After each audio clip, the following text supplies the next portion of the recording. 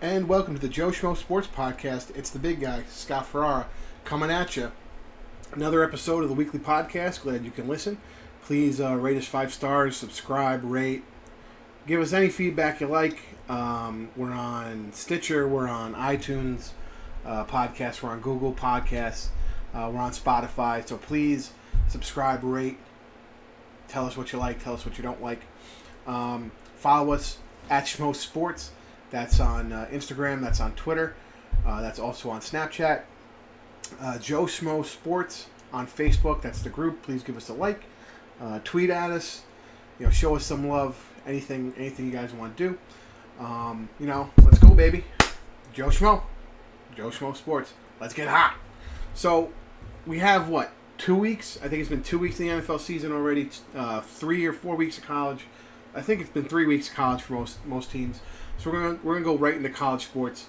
What is happening with the Pac-12? Talk about blown up. UCLA is just absolutely terrible. They've been hammered every game.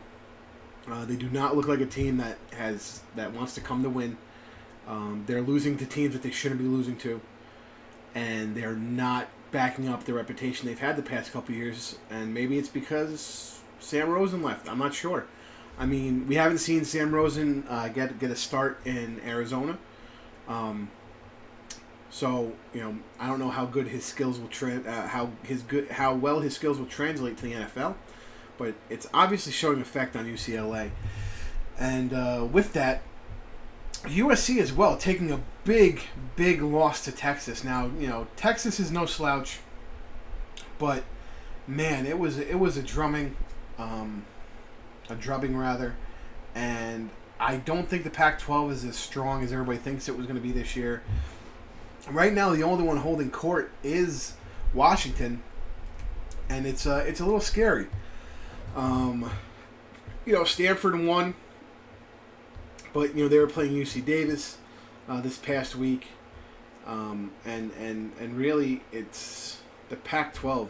What can I say? And even Washington, they only beat Utah by 14 points. Now Utah is no slouch. Utah, BYU, all those teams. You catch them on the right day, they're no slouch. But you're ranked number 10. You should be laying the lumber on these guys. I obviously don't see anybody in the Pac-12 getting an invite for the college playoff. They're too weak at this point. They just don't look good. it's tough to say. The last 10 years, Pac-12 has really shown that they've had some good teams with Stanford, with UCLA, with USC. And it just seems as everybody has dipped a little bit.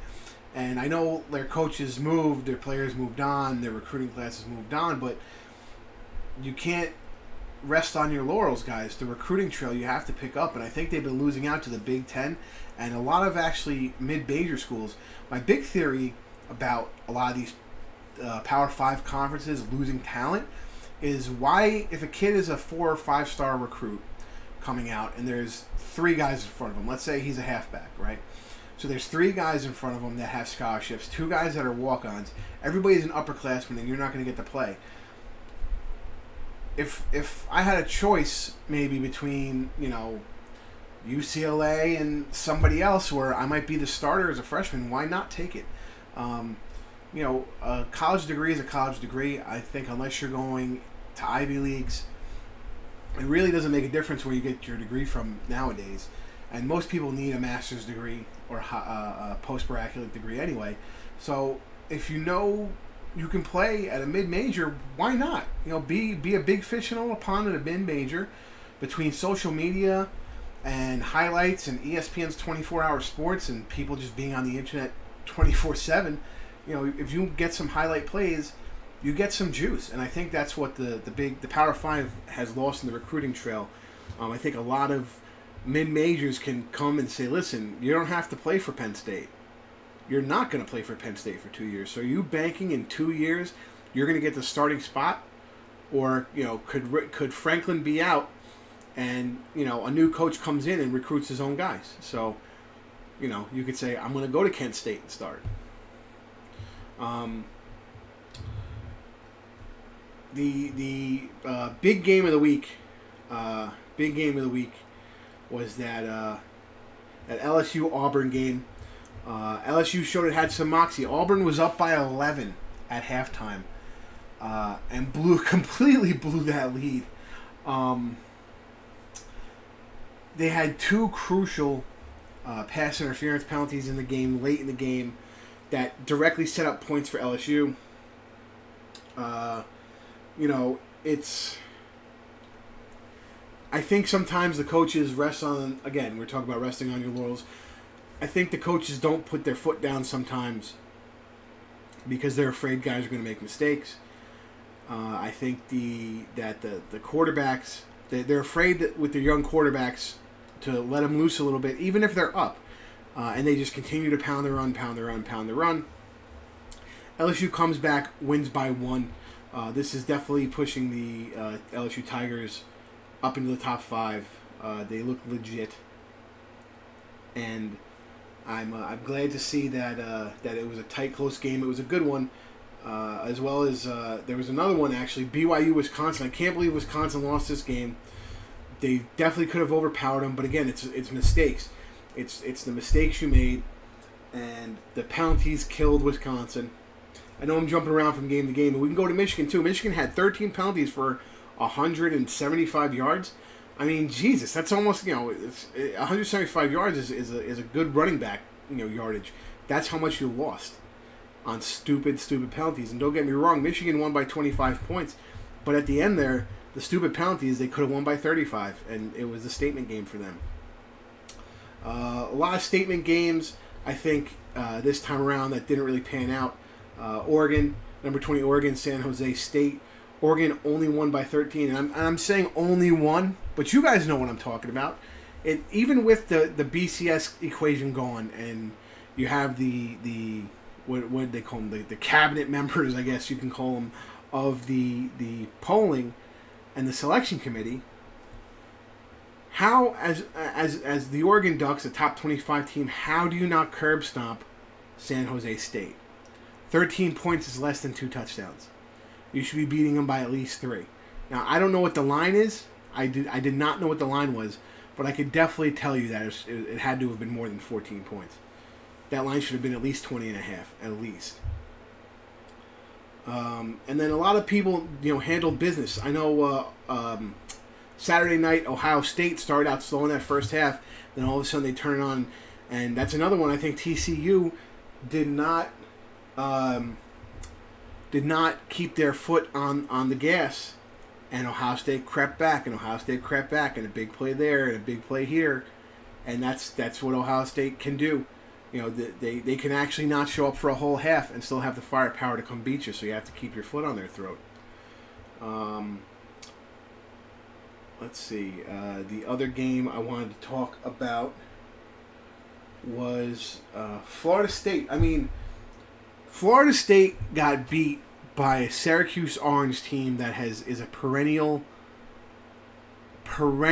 low-ranking team in their division. I mean, I haven't seen Syracuse in the top half of the ACC in a long time at the end of the season. And they're not that talented. Something's going on in Florida State. Now, I know that the porn star Mia Khalifa wants, put out what are those? The GoFundMe pages to try and buy out the coach's contract because he's not a real Division I coach or some shit. Because apparently she's an expert. All she does is watch college football. And honestly, I don't agree with her opinion most of the time. But she is a true Florida State fan, so maybe she knows something I don't. But my point is, I think it's, the coach coming into a situation, not being able to recruit players. And I know for a fact this coach has taken 2 teams that have had 9 lost seasons in their first season and brung them around. So you don't have a win-now team. You never had a win-now team now that everybody's gone. This is a good sign for a rebuilding year. The sad part is I think Florida State's going to go 3-9. It's just it's bound to happen. That's where it is. I don't see them winning more than 3 games, and it's a sad day for the Seminoles, but you got to rebuild. Going into this week's college games, let me bring up the schedule here. Week 4. Oh, where am I going? Gotta go this way. And let's see. Notre Dame, Wake Forest. You know, Notre Dame squeaked by Vanderbilt. Squeaked by Vanderbilt this week. So who knows if this Wake Forest team shows up to play. They might give Notre Dame a hard time. Penn State, Illinois, Friday night. Penn State should crush them. This is a big one. Purdue versus Boston. We could see if Purdue gets it back on track against number 23 Boston College. That's a noon game on Saturday. I think that's going to be interesting. I think Purdue has the firepower to come out and make a statement here, and I think Boston College might be underestimating them. We'll see on Saturday. Let's see. Michigan, Nebraska. That's a big one for Michigan. Michigan will be without one of its linebackers. He got ejected in the second half for a targeting call, which, again, I'm a homer. I'll tell you right now, I am a Michigan fan. But in watching the play and speaking to my friends, the reaction was, did he lead with the helmet? Did he start to lead with the helmet? Yes. Did he actually lead with the helmet? No. Did he turn away and hit side to side with helmet? Was there helmet contact? Yes. I'm not going to lie. But did he really try and truly lead with the shoulder when he realized he was coming in incorrectly? Yes. So now you're penalizing a guy for hitting somebody when you're trying to coach this new rule to stop the CTE and the concussions. I get that. But, you know, this quarterback got hit and he was a runner. He was not in a pass mode. He was not defenseless. So your head's in the center of your body. How do you stop any head-to-head contact on a tackle? It's tough. That's hard. I don't think it should have been called. I think it should have been reviewed. And as a matter of fact, you guys can correct me if I'm wrong if you see a replay of it. He wasn't called for it on the field. I believe it was buzzed down as part of a replay. So you're telling me that the officials on the field didn't think there was anything wrong with it, but the guy in the booth saw the replay and was like, yeah, that's an illegal hit. I don't know. That's a little fishy to me. I could see if the referees called it on the field and then the official confirmed it. But to get that call from up top, that's a tough one. And now you're losing a kid for the second half of one game, and then the first half of another game is crazy. But I think this is another statement game for Michigan. It's Michigan's first Big Ten game, and I know they've come out with lackluster offense against Notre Dame, and they seem to have the same problem. It's been like a problem for 10 years, and it just annoys the heck out of me. They don't come fired up in the first quarter, and they turn it on halfway through the first quarter into the second quarter. I hate that stuff. I hate it. I hate it. I hate it. You're at the big house. You're in somebody else's house. Friggin' get fired up to play right now. But, you know, come on. Like, it seems they have this nervous energy. I don't know if it's Harbaugh's thing or you know, that's what he, not what he preaches, but, you know, kind of what he gets out of the guys is this nervous energy. Maybe he thinks he can harness it. I don't know. I just don't like it. But it happened before him. Brady Hoke did the same thing. Rich Rod did the same thing. For some reason, the Michigan teams start late, which, you know, playing a good opponent, that doesn't help. You know, again, we talked about it before, keeping your foot on the gas. Well, start with your foot on the gas. Let's go. Harbaugh needs to commit to the run a little more. I think he backs off to the passing plays way too early. Karan Higdon was injured last week. Now, I don't know how injured he was. It might have been one of those injuries that they said, listen, we're playing Southern Methodist. This is a game we should be able to win without you. So rest up. He did go out and stretch and warm up a little, and then he did not play the entire game. So if we get Karan Higdon back, I think we got to stick with the game plan of running it down the throat of Nebraska, the Cornhuskers. Getting the linemen fired up. I know run blocking used to get me fired up and dominating the guy in front of me. And if you can sustain a drive on running up the middle the entire time, man, that first quarter, one, you'll grind out the minutes, a time of possession. Two, you'll work the offensive line into a nice, good frenzy with their energy. And three, you can work off that play action on second down, first down, take a shot downfield, where you have Peoples-Jones and all those guys. So, we'll see what happens. This is another noon game. I like to see. Let's see, more Big Ten, Minnesota, Maryland. I'm getting through the 3:30 game, Alabama versus Texas A&M. Now, Texas A&M, I believe, is going with their 1998 jerseys. They had a good team in '98, that special team. Ranked number 22. Alabama, obviously, still ranked number 1. I think Texas A&M can give them a run for their money if they can start early. But it's tough. Alabama's just kind of has played perfect ball. So that's going to be a tough matchup. But I think Texas A&M can stick around. I know my buddy Bailey's excited. Giga Aggies, and he's definitely going to be texting me around 3:30 here. Florida State, we were talking about them. They're playing Northern Illinois, so this is one of those games, one of their 3 wins I think they could do. But Texas Tech, Oklahoma State, I think Tech's too young. I don't think they can hang with Oklahoma State early. Arkansas, Auburn's going to be a massacre. We saw what happened with North Texas and Arkansas the previous week. Oh, if you guys didn't see that, this past week, North Texas ran the fake fair catch punt return for a touchdown. Reading an article on it, it was really interesting. The special teams coach was saying everything that went to go in it. So here's how it went down. Arkansas punts the ball. It's their second punt. Their first punt they had earlier went out of bounds. The second punt is right down the middle. Now the North Texas punt returner grabs the ball and kind of just settles like you would after you call a fair catch. And the first 2 guys that come in on him just kind of like look at him and turn away. The third guy, number 13 on Arkansas, almost blows up the play because he looks at the referee and said, "Aren't you going to blow the whistle?" Now, in between that time, the return man has started to very calmly walk. Nothing suspect about him at all. And he actually hears number 13 say, "Aren't you going to blow the whistle?" And at that point, the rest of his returners have made a blockade down their sideline. He takes off, takes it to the house. It's a great trick play. You don't believe all the parts that have to go into it. The special teams coach, I think his last name's Bianco or Biagio. I think it's Biagio.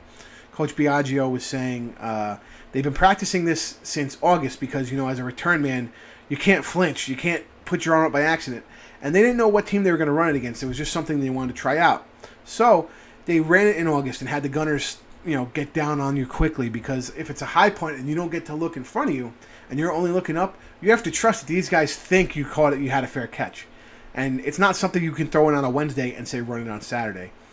Also, you have to have everybody on the sideline together because, normally on a fair catch, returner fair catches the ball, your offense is raring to go out and they run right out there to get started, and get see where they're at, get lined up, get in a huddle. So now you have to have your get back coaches, they call them get back coaches because they tell people to get back from the sideline. Your strength and conditioning coaches, I'm sure, are there to help out with that, to make sure that your offense doesn't step on the field, because if the guys step on the field during a live play, it's a penalty, it's coming back. Thirdly, it's the punt coverage, the punt returning blockers have to kind of sustain their block a little bit longer so that not too many people are coming onto the return man, and you're kind of giving them a little bit of a fair shot, but also letting go. So you want to sustain it for an extra 2 or 3 seconds, then kind of push them towards their sideline and give them momentum to say, "Oh, well, the gunners are running to their side. The gunners are running to our sideline. We should go with them." It was a great trick play. It worked. Highly doubt it's going to work again this season. But you know what? I don't think North Texas thought they were going to beat Arkansas by that much. This brought them up 14-7 or 14-3, I think. At that point in the game, they ended up winning 44-something. I mean, really blew them out. But it was really neat. You should really see it. It's definitely the play of the year. It was a great play, and like I said, there was a nice article about what went into it. It was really awesome. We got Oregon Stanford. That's a good Saturday night game. Number 7 Stanford versus number 20 Oregon. We're going to see again. That's kind of the battle of the Pac-12 right now. The best 2 teams, well, not the best. Two of the best 3 teams, because you have to include Washington in that. That's going to be a great game. I see Stanford winning a close one. They're at Oregon. I think the Ducks, they still run that fast offense. I think they can outrun Stanford in that first half and get them a little tired. And I think they could squeak out a win. Also, we have Wisconsin and Iowa playing in Iowa, and Kinnick Stadium rather, Kinnick Field is a tough place to play. Quick fact about Kinnick Field: the visitors' locker room, everything is pink. They did a psychology study in the '80s that said that it eases aggression when when men are in a room and everything's pink and in that color, you become less aggressive. So everything down to the porcelain urinals are pink in that visitors' locker room there in Iowa. I think after this loss, Wisconsin wants to come out and make a statement. I think Iowa can win. It's a toss-up, believe it or not. It's definitely a toss-up. It's Iowa beating Iowa at Iowa pretty much every year is a hard matchup. And that's pretty much for that week in college football. Now, we hold on, I'm having trouble with my stream here, of course.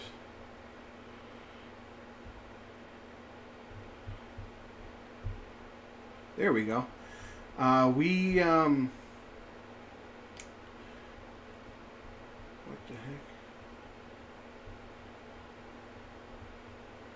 There we go. We're going to move on to the NFL. And the first thing we're going to talk about is Patrick Mahomes. Holy crap. The kid's a goddamn robot. The Kansas City Chiefs are rolling right now behind Patrick Mahomes. He's doing whatever the heck he wants. He threw for 326 yards, 6 touchdowns, 0 interceptions. And it's quite ridiculous on his stats right now. I think he's definitely thrown like the most TDs in the first 2 weeks for a rookie. I think his completions, he has something ridiculous on completions. He's really rolling right now, and it's surprising to me that he's doing so well as a rookie. Not that I think he's a bad quarterback, but I didn't think he was going to take to it as well, the starting role as well as he was going to. The cast of characters around him are setting him up for success. Their defense is a little lackluster, but I think they can tighten it up. But if Mahomes is throwing for 6 touchdowns a game, shoot. You can let 1 or 2 slip by. I'll be quite honest. The next team we're going to move on to is the Patriots. Man, they were terrible. Tom Brady, the running game, the defense, they just didn't show up to play, to be quite honest. It was a lackluster performance, and I know Belichick's going to get on him. People think this might be a pattern in what's to come, but you see this happen every once in a while for the Patriots.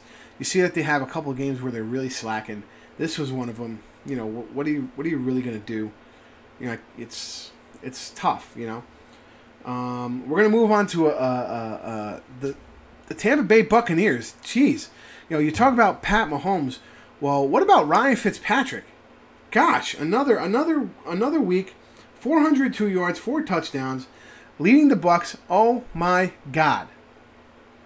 He got in that huddle. He said to Deshaun Jackson, "Let's get hot." Because Deshaun Jackson's first reception, 75 yards for a touchdown. He likes to stick it to his old team. I think he scored another touchdown and had over 100 yards. Guess who was sitting on my bench 2 weeks in a row in one of my leagues? Deshaun Jackson. Their defense showing up too. They shut down the Eagles. The Eagles pretty much got curb stomped, but the Eagles' offense has been sluggish. Let's not mince words here. The Eagles' offense with Nick Foles has just not looked good. Carson Wentz today's Monday the 17th, has been cleared for contact for practice today. And I've been told that he's going to start next week, so we're going to see if he can get back to his winning ways before he got injured. I don't know if Foles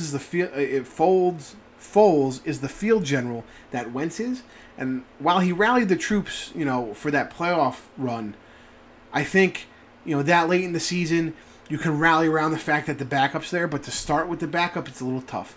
Especially when your starters right there. They're still missing Alshon Jeffrey. He won't be cleared to play for another 2 or 3 games. So I think you get back Wentz, you get back Jeffrey, your offense will get back on track, and that'll lead to your defense getting back on track. Like, I know the Buccaneers burned them. I know they played well. Fitzpatrick played extremely well. Mike Evans played well. The tight end, beg your pardon, I forgot his name, played well. Deshaun Jackson played well. But if the Eagles' offense keeps going 3 and out, and their defense has to play for 45 minutes, they can't sustain that. You can't sustain that level of activity and that level of stress for an entire game. It's impossible. So I think with Wentz back, it'll even out a little bit. When Alshon Jeffrey gets back, they'll start cooking. That division's wide open. Cowboys had a statement game on Sunday night. Really, really, really kicked the crap out of the Giants. The Giants are in bad shape, and you could tell. I mean, there's a reason they're using Saquon Barkley for receptions out of the backfield. That offensive line is terrible. They did not upgrade the offensive line. Yes, they got Saquon Barkley. But if you can't protect Eli, the dude can't get hit off the snap. It's ridiculous. This is 2 years in a row. Now, you can call me an Eli apologist or whatever. I don't think he's the best quarterback in the history of quarterbacks. Yes, he's won 2 Super Bowls. Yes, they were kind of lucky. But any quarterback, you put Aaron Rodgers back there, you put Tom Brady back there. Tom Brady got hit a lot this past week. So what are you really doing, Giants? I'm calling you out. You didn't move in the offseason to pick up anybody.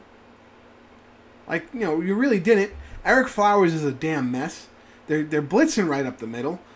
I mean, Eli can't get time. Saquon Barkley, there's no holes are being open, so he's running into garbage. And the only thing they're doing is they're running little dump passes to him. And Eli's taking 2 steps and throwing a dump. 2 steps and throwing a dump because there's guys in his face. It's ridiculous. The Redskins didn't do much this week. I don't know if they were off step. This week seemed to be a weird week in the NFL. I couldn't really understand, some of the things going on.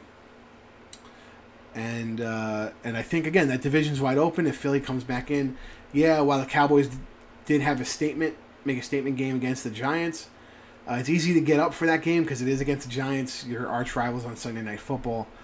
I still think the Cowboys are without a number 1 wideout. Josh Gordon released by the Browns, or he wasn't released. He was traded to the Patriots. Something Cowboys didn't get on that. Cowboys got to get off their high horse and get Dez Bryant back in there. He's been waiting. I think he can save your team a little bit because Dak Prescott really has no way to throw to. And that's really it for the NFC East. We're going to move to the NFC North real quick. Vikings, Green Bay, end in a tie. That was a ridiculous game, I'll tell you. Green Bay was up by 7, and at one point, Kirk Cousins throws an interception to Jair Alexander, and in the course of the play, Clay Matthews hits Kirk Cousins. Now, we're not talking Kirk Cousins threw the ball, Clay Matthews took 2 or 3 steps, then hit him. We're talking as he's releasing the ball, Clay Matthews is already in a position making a tackle. According to the referee, Clay Matthews picked up Kirk Cousins and then slammed him on the ground. Now, again, call me being a homer, but if you saw the video, and a lot of people agreed with me on this, it wasn't so much Clay Matthews picking him up and slamming him as much as it was when Kirk Cousins was throwing it. He kind of got on his tippy toes, got up because he saw what was coming in front of him, threw the ball high and up to get the pass out. That's why it was an inaccurate pass because he was getting hit already for the interception. Well, guess what? That continues the drive, and that pushes the game-tying score for the Vikings. Then you go into overtime. You have the Vikings missed the first opportunity. Well, first Vikings missed the game-winning field goal with 4 seconds left. Then they get their first shot in overtime, and the rookie kicker misses that. Now, this kid Carlson, the Vikings kicker, was drafted in the 5th round. That's a pretty high draft pick to say, oh, we're drafting the kicker, but they did. So he misses the game-winning one in regulation. He misses the second game-winning one in overtime. Mason Crosby, who has been 5 for 5 for Green Bay at this point, misses his opportunity to put it in the books. And lastly, Carlson, again with no time left, misses wide right. What's going on with the kickers of the NFL? Now, Mason Crosby, okay, he missed one. Was it the most important one? Yes. But you know what? He did put up 5. So that's 15 points Green Bay didn't have because he was putting up 5 field goals. But this kid Carlson, man, how do you miss all 3 game winners? I mean, I could see you missed the first one, or you missed the first one and they iced you so it didn't count, so you drill the second one. But you had 3 opportunities from just about the same distance. Yes, left to right, they were in different positions, but you should have been able to compensate for that. So now that's a tie in a big conference, that big division that doesn't know what's going to happen. The Bears don't look good. Detroit doesn't look good. The Kings of the North are either going to be the Vikings or Green Bay. So if they both win out the rest of their games, the next time they play each other, if that ends in a tie, I'm going to be screaming, I'll tell you what. But Clay Matthews has now come out and said, while he understands they're trying to protect the quarterback, he thinks it's going too far. We've kind of lost our way with football. And I think he's right, and I think it's the truth, and I think you can see it from college with all the ejections and the leading with the head and all the words, and I understand what they're trying to do from a safety standpoint. Don't get me wrong, CTE is real. People get it. High school kids get it. I probably have it from all the hitting I've done. But football is a violent game. So taking some of the violence out and restricting it is ridiculous. Especially when we're letting guys make calls on a replay that's not on the field. I think if you're seeing it, if it's something egregious, for instance, Cam Newton took a slide and then directly got hit in the head by, I forgot the freaking guy's name. Oh, it's going to kill me. Hold on, I gotta Google this. Because this is a perfect example of why you need those rules. Because this was a dirty hit. It should have never happened. The guy got ejected. And that's exactly what was supposed to happen. Atlanta Falcons, DeMonte Kazi was ejected for hitting Cam Newton head-to-head after Cam Newton had already slid on the ground. And I'm not talking about like Kazi was coming in attempting to make a tackle and Cam Newton slides late, which he's known for doing sometimes, don't get me wrong, and he clipped the top of his head. I'm talking Cam Newton was on the ground for at least 2 seconds, and Kazi came in and popped him on the head, helmet to helmet, crown to crown.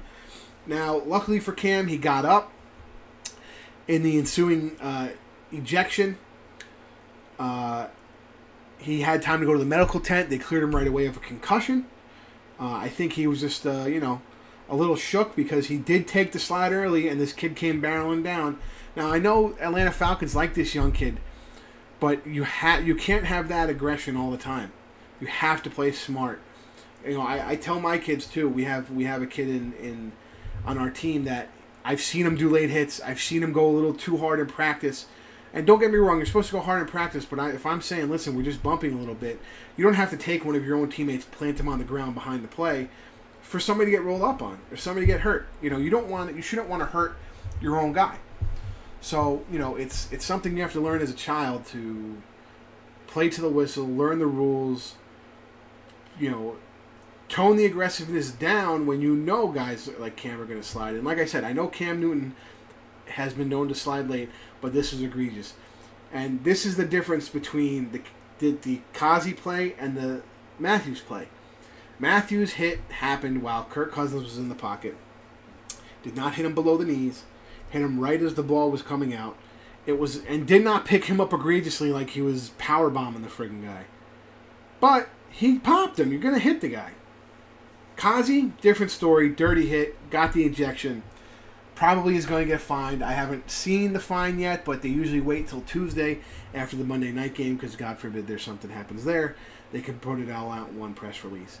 But I do agree with Clay Matthews. I think that these officials have to really take a feel of what's going on. I want to talk about Sam Darnold a little bit. people were down on his mistakes in the Jet game. Tannehill came out, dominated that game for the Dolphins. It was sad, Jets were at home. They should have really, taken it to him. But Darnold, what I want to say about Darnold is he's making rookie mistakes. They didn't give him much time on the clipboard. They threw him right into the fire. Especially that mistake, that interception in the end zone. So Miami fumbles. The Jets get the ball back on like the Miami 25-yard line.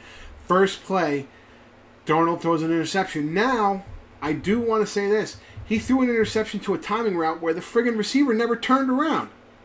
So, he threw it to the back of the end zone. He should have thrown it higher. See, that's something you learn as a rookie. He threw it too low so that coverage got into it in the back of the end zone.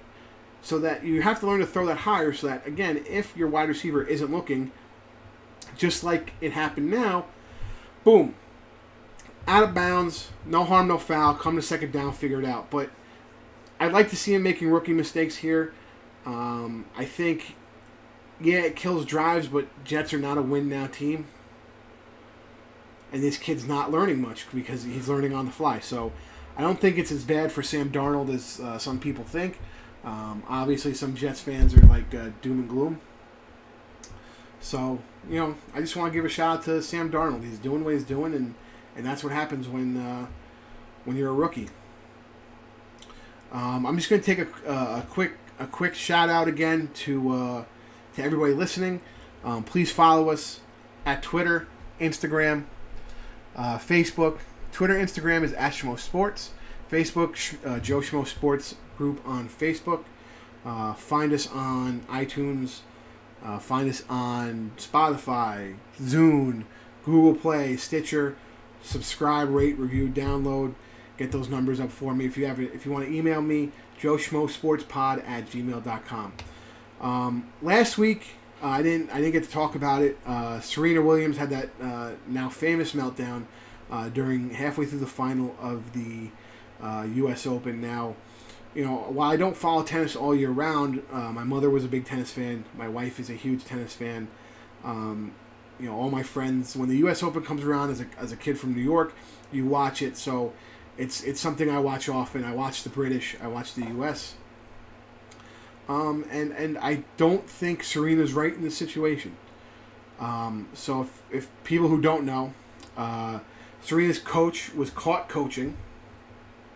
Serena was given a warning. So in tennis, the coach sits in the stands and is not allowed to coach you during the match. That's a rule. They're not changing that rule. He's done all of his coaching for you. You got to figure it out. That's how it is. Okay. So that was the first warning. So it's a warning, no harm, no foul. Serena gets mad, breaks her racket. That's warning number 2. Warning number 2 comes with a loss of point. The judge says that's warning number 2, loss of point. Whatever. Serena comes back, starts verbally abusing him, calling him a thief. That's warning number 3, that's loss of game. When she hears that, she goes a little crazy. She breaks down even more. They have to stop the match. USA Tennis comes out. They're backing the chair. This, that, and the other thing. At this point, Serena kind of had already been broken. It was going to be tough for her to get back in the match.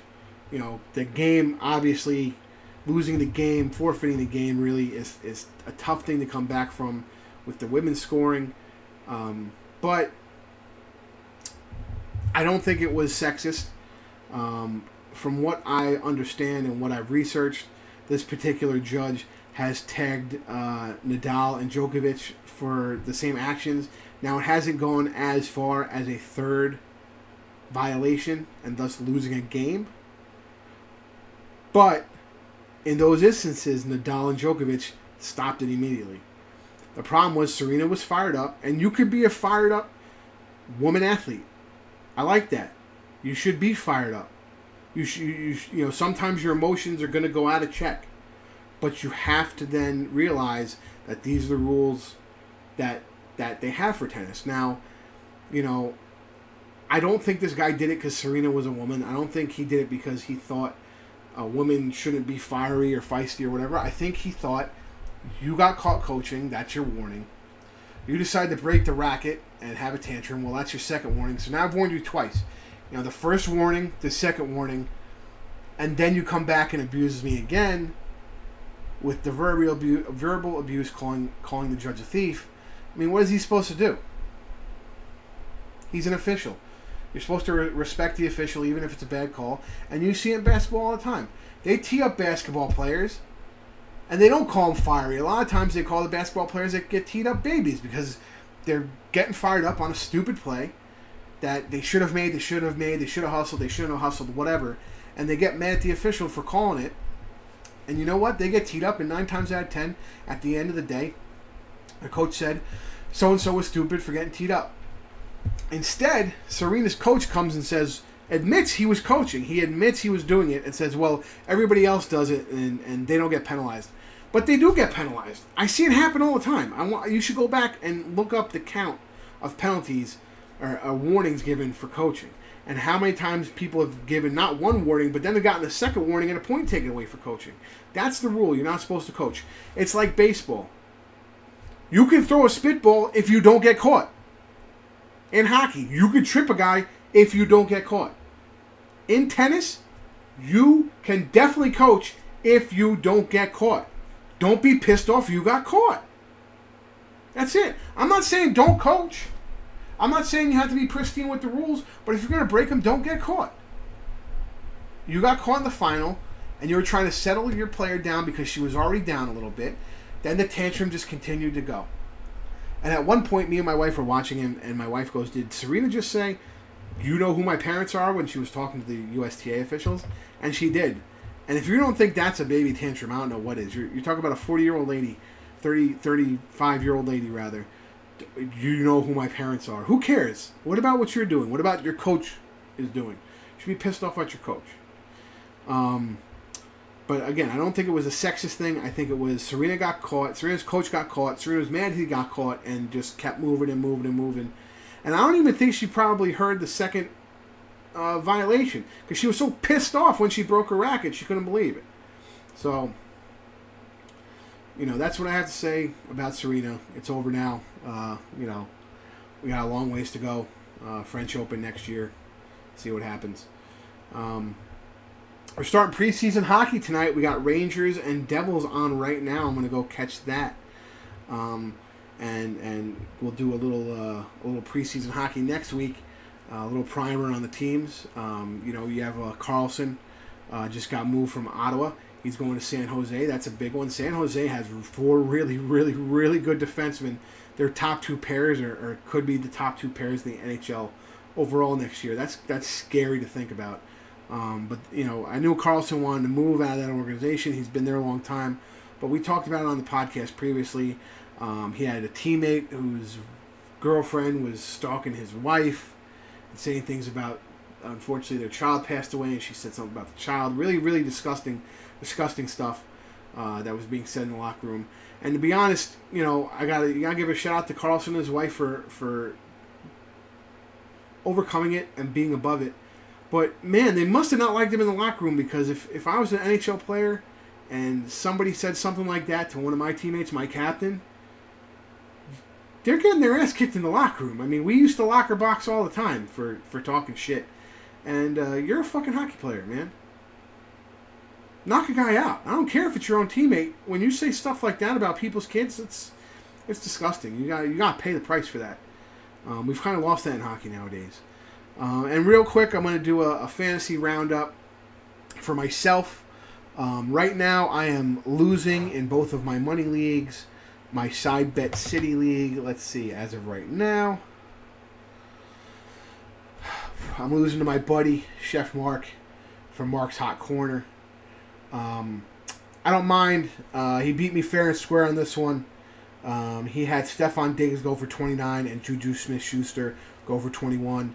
And Aaron Rodgers had 20 points. Seattle right now is losing to Chicago. You guys probably don't know if you can see it. There we go. I'm losing right now. And I got Russell Wilson going, and I need him to score another 35 points, and that doesn't look like it's going to happen. I mean, I did have Todd Gurley go off. The problem is Joe Mixon being out 2 to 4 weeks after that arthroscopic knee surgery. Now, I'm no physical therapist. I'm no doctor. But I think it's weird that the dude ran for 84 yards against the Ravens defense and then had to have the surgery right now. But I don't know. Maybe it was one of those things that the damage was going to just continue to build up. So who knows? But I just thought it was weird. I had Michael Thomas go off. This is not a PPR league.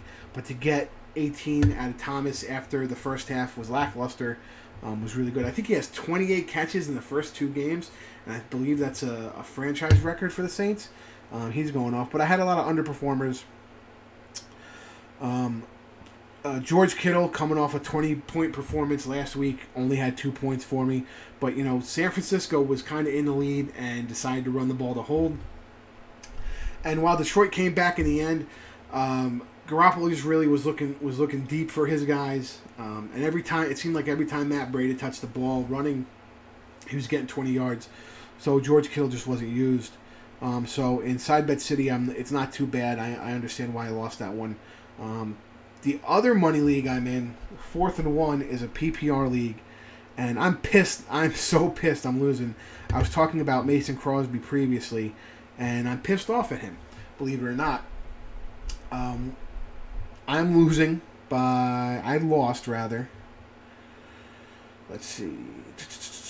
Now, he has Tyler Lockett. He has Tyler Lockett going. Doesn't have a point yet. And I'm done. But you know what? He pretty much... If Tyler Lockett doesn't score and he beats me by 11 points, I'm going to be pissed. Because Mason Crosby scored 19 friggin' points for him. The kicker scored 20 friggin' points. How could that be? And I know he kicked 5 field goals, but it's still bullshit. He had 5 field goals and 2 point-after attempts made. That shouldn't be 20 friggin' points. I don't care who you are. That's horseshit. So I'm pissed off. I'm losing that one. When I had Garoppolo, Adams do well. Todd Gurley again did well. James Conner did well. Underperformers on this Yahoo league. Larry Fitzgerald. Now, I didn't play him in my side bet city league. I played Emmanuel Sanders. That worked out. He had 5 more points than Fitz.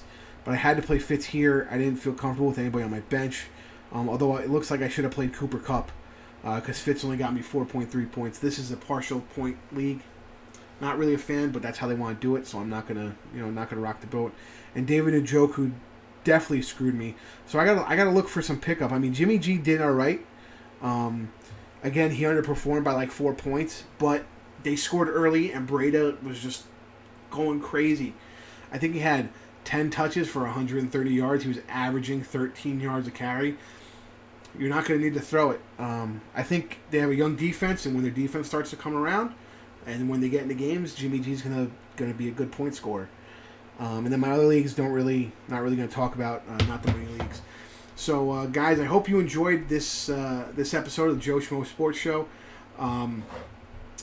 Again, next week we're going to talk about hockey. Actually, I might be putting up another podcast this week and just do some hockey. Do a little bit of a hockey primer, maybe a 20-minute deal about hockey preseason. We got good action coming up in the NFL. We got good action coming up in NCAA. Baseball playoffs are right around the corner. Yankees are fighting for a spot. Mets obviously out. David Wright is actually going to be playing his last game. And I wish I could see it live. To get a little personal here, obviously I'm a Mets fan. I've been watching David Wright his entire career. He's been with the organization 18 years. He's given everything he's got. Nobody has a bad word to say about the friggin' guy.